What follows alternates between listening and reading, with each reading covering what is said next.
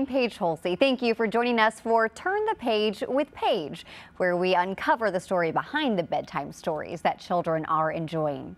Author Ryan Nusbickel has made a career in his backyard, featuring his backyard, as in the entire city of St. Louis. His library includes stories only St. Louisans would get, like Cloudy with a Chance of Toasted Rav, Who Moved My Gooey Butter Cake, and Where'd the Easter Bunny Go to High School? He joins us in studio today to talk about a few of his other classically St. Louis stories for kids, including My Pet Arch and the funniest Halloween joke in St. Louis. Thank you so much for being here. Absolutely. Love being back. I love that you found this niche for children's books, but before we talk about that, I have to kind of pull the cat out of the bag out of the way. Ryan is actually a recovering TV reporter. Yeah, that's right, yes. Then turned author, illustrator. So I want to hear more about that career path. Sure, absolutely. So when I was a reporter here at Channel 4, I was the reporter who, I'd be interviewing the mayor or something, and the mayor would be looking at my reporter notebook and be like, dude, why are there drawings of dogs and cats on there? Why are you? Because I was a doodler, and I've always been that, and I've just kind of had that creative bent.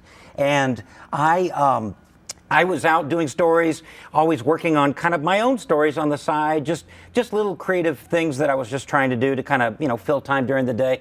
When we're reporters, it's a lot of hurry up and wait, Yeah. So sometimes when the wait would get really long, then I would sort of fill it with, trying to come up with different things. And so after I moved on from working as a journalist, I ended up kind of submitting some of these ideas together. And these were always ideas where I did the illustrations as well as the words. Mm-hmm. And a lot of luck came into play, but I was able to put some books together, and St. Louis has been great as far as the books go. They've been awesome to me. So. Well, at the end of the day, you're simply a storyteller, and you've transitioned now to focus on children's stories, which I want to talk more about. Mm-hmm. My Pet Arch, which we see here, it's a tall tale, I guess you could say, right? The Gateway Arch seemingly comes alive, befriends a local boy. Where did the idea come from? So I always tell, whenever I'm going to schools and reading to kids, I'm always telling them, here's how I got the idea for this book. I was at the Arch with my family, and they were a little younger then, and we were there, and I overheard another family say, hey, let's go up to the Arch grounds. I want to stand next to the legs of the Arch.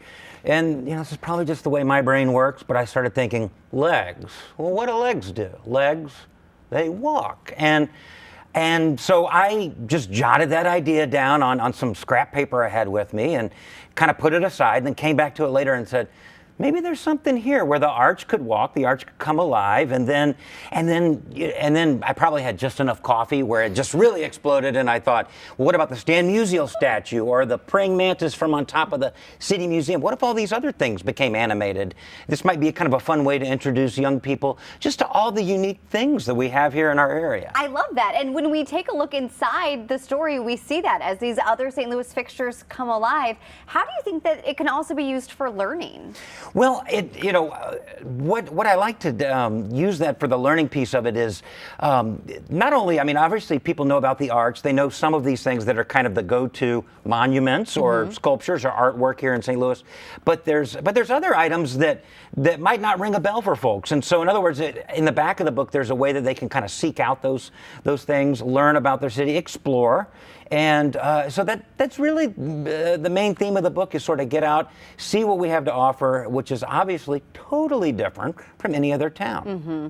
And it's always fun to see it through a child's eyes, too. Sure. Now, the other book that you brought today is one that you really have to be from St. Louis to get. So, Ryan, I grew up here in the St. Louis area, but my husband didn't. Yeah. And I remember our first Halloween in our first house here in St. Louis, and he was like, why in the world do kids keep telling me jokes? I know. It's so hilarious. It's so funny. And so if you're not from St. Louis and you come here, that's the reaction you have. If you're from St. Louis, a lot of times those folks think that everyone tells these jokes, and they are almost kind of hurt that they're not. And they're like, what do they have to do to earn their treats? And I always tell them they don't have to do anything, and it's totally lame. They need to tell jokes and earn their treats. But absolutely. I had the same experience as your husband, because I came here in 2000. I'm originally from Georgia, but that was why this jumped out at me. And I said, well, this is like the coolest tradition ever. And so I'm a big Halloween fan anyway. I love Halloween and just the fun involved with it. And I thought, if I'm going to do a Halloween book, I'm doing it about the jokes. So That's great. I appreciate that it took kind of an outsider perspective to notice, like, hey, this is different but really cool, to highlight that.